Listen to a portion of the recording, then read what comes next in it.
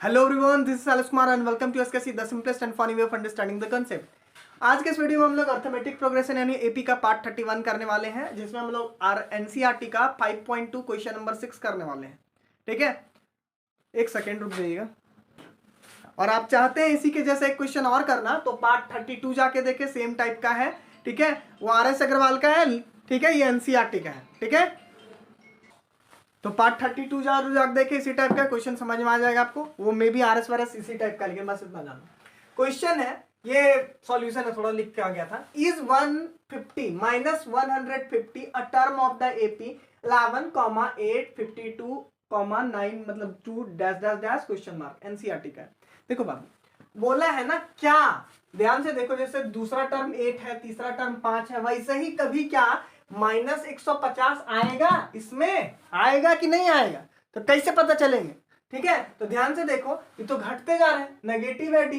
ठीक है, तो पूछा है क्या 150 का भी आएगा, कैसे पता करेंगे। ध्यान से देखो, पहले तो ए लिख लिए 11 और डी अगला टर्म में 8 11 8 में 11 घटा दिए। ध्यान देना, माइनस में आएगा डी, प्लस 3d मत लिखना। ठीक है, यहां तक तो आप कर ही लोगे। अब आगे कैसे, कंसेप्ट यही है ना कि हम लोग देखेंगे, इसमें n निकालेंगे। मान लेंगे इसको कि tn, थोड़ा सा लिख ले रहा हूं, थोड़ा समझा रहा हूं, टाइम दीजिए। देखिए क्या करेंगे, एक second. Late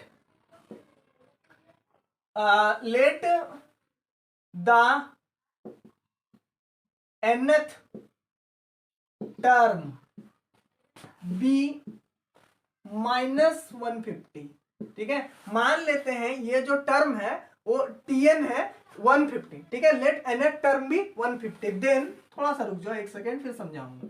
then tn equal to minus 150। मान लिए ना कि ये टर्म nth टर्म है। मान लो जैसे nth टर्म मतलब 21वां टर्म आएगा इस एपी में, या 22वां टर्म आएगा, ऐसा कुछ मान लिए tn। n का वैल्यू हम लोग निकाल सकते हैं, लेकिन अब ध्यान से n का वैल्यू अगर यदि फ्रैक्शन में आया, ठीक है, तो ये no, it will not a term of this AP. काहे तो समझो बाबू, टर्म ना कभी भी फ्रैक्शन या इसमें नहीं आता। जैसे हम आपसे घर में पूछें कि आपके घर में कितने साइकिल हैं या कितने ऑडीज हैं, बीएमडब्ल्यू है, तो क्या बोलेंगे, 2.5? नहीं, आप तो बोलोगे 2 है या फिर 1 है, कोई भी होल नंबर, ऐसा तो नहीं बोलोगे 3.5। ठीक है, उसी तरह यहां पर है। ठीक है, अगर भी होल नंबर आया, ठीक है, तो हम लोग क्या बोलेंगे, यस इट इज अ, मतलब यस होगा इसका आंसर कि ये आएगा एपी में। लेकिन अगर दी फ्रैक्शन में आया तो नो। अब इसको सॉल्व करते हैं, ध्यान से देखो, फिर से समझाता हूं। अगर टीएन को क्या लिखते हो, ए प्लस एन माइनस 1 डी,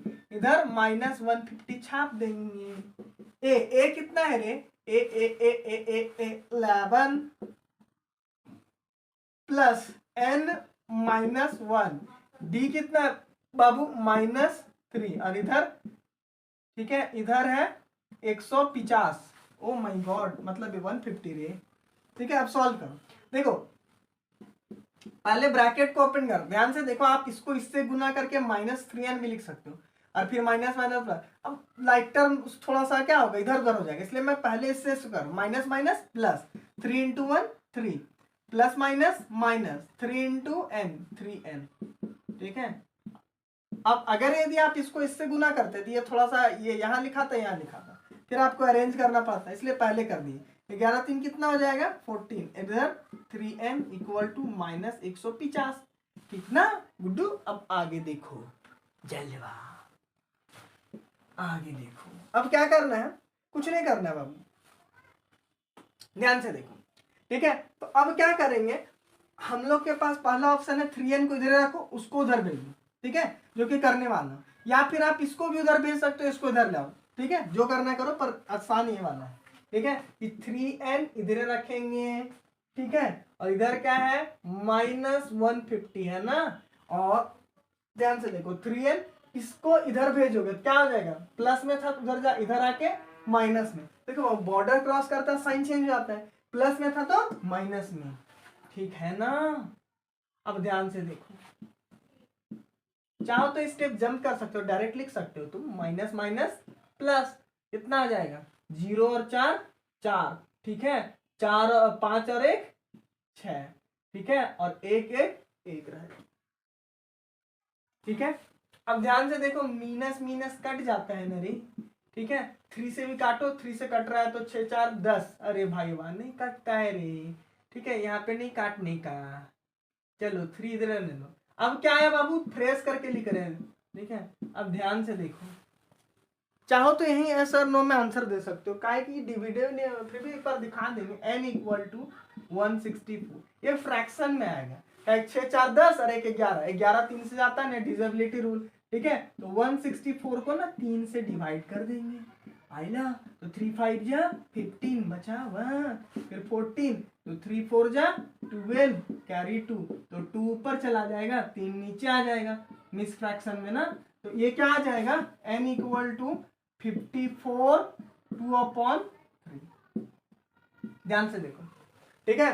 तो ये जो आया इस टाइप का क्वेश्चन, ठीक है, तो ये जो आया इस टाइप से थोड़ी ना होगा कि 15 अप्रॉक्स, ठीक है, या तो पूरा 54 आएगा या 55 आएगा, ऐसा थोड़ी ना था 54 अप्रॉक्स, ठीक है, टर्म होगा कुछ।